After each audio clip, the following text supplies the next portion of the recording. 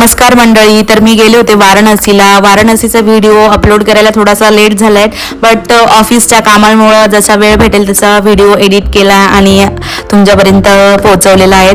तर आम्ही गेलो होतो रात्रीचं, त्यामुळे रात्रीचं काही क्लिप्स नाही आहे, बट सेकंड डेज फ्रेश होऊन आम्ही डायरेक्ट दर्शनासाठी निघालो. खाली येऊन रूमच्या बाहेर येऊन आम्ही बघितलंय की छान असा गरम गरम चहा होतोय. तर माझी मम्मी, पप्पा, मामा, आजी आम्ही छान असा चहा घेतला आणि नंतर दर्शनासाठी लागलो. बट आमचं ठरलेलं होतं रूम मधून निघतानाच की आम्हाला स्पर्श दर्शन घ्यायचं आहे. आणि ही गर्दी तुम्ही बघू शकता की पहाटे 2:30-3ची गर्दी आहे. ही मिड नाईट म्हणू आपण, पहाटे म्हणण्यापेक्षा मिड नाईटची गर्दी आहे.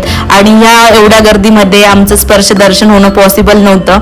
मग आम्ही नॉर्मल दर्शनासाठी लाईन लावली. त्या दर्शनालाही आम्हाला खूप 3.5-4 तास लागले, कारण आमचं 4ला लाईनमध्ये आम्ही लागलो होतो. आणि त्यानंतर आमचं असं की एवढ्या गर्दीमध्ये आमचं दर्शन होईल की नाही पूर्ण दिवस, पण नंतर हळूहळू जसं जसं पुढे सरकत गेलो तसं गर्दीही कमी होत गेली आणि साईडच्या छोट्या छोट्या मंदिरांचा आनंद घेत आम्ही काशी विश्वनाथापर्यंत पोहोचलो. हे तुम्ही बघू शकता की लोक आता आतमध्ये मंदिरात मोबाईल वगैरे नेऊन देत नाहीये, तर ते बाहेरच ठेवायला सांगताय. बट मला मोबाईल आतमध्ये घेऊन जायचा होता, कारण इतक्या दूर आलोय तर काहीतरी व्हिडिओ, छोटेसे फोटोज वगैरे अशा सुंदर आठवणी कॅप्चर करायच्या होत्या. त्यामुळे मी माझ्या मावशीच्या मुलांसोबत गेल्यावरती मोबाईल आतमध्ये नेलात आणि छान अशा सुंदर आठवणी कॅप्चर केल्यात. काशी विश्वनाथाचं दर्शन झाल्यानंतर आम्ही पुढे कालभैरव टेम्पल आणि अन्नपूर्णा देवी टेम्पल इथे गेलो. तिथेही मोबाईल अलाउड नव्हता, त्यामुळे क्लिप्स काढणं पॉसिबल नाही झालं. बट मंदिराचं वातावरण खूप छान, सुंदर, शांत वातावरण होतं. तिथलंही दर्शन घेऊन आम्ही डायरेक्ट रूमवरती आलो. उपवास असल्यामुळे जेवण वगैरे काही नव्हतं, बट फ्रुट्स खाल्ले.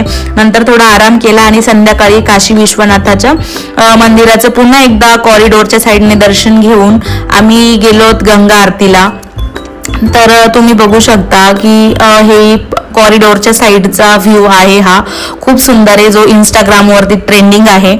आणि रात्रीचा मी मग ते सगळा नजारा बघून आम्ही गेलोत काशी विश्वनाथाच्या मंदिराच्या बॅक साईडला.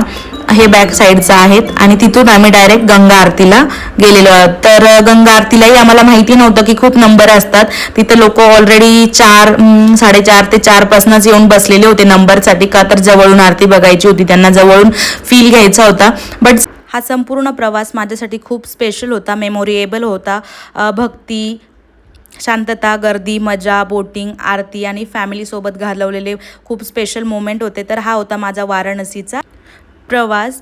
तर पुढील व्लॉग पाहण्यासाठी चॅनलला सपोर्ट करा, लाईक, शेअर आणि सबस्क्राईब करा. धन्यवाद.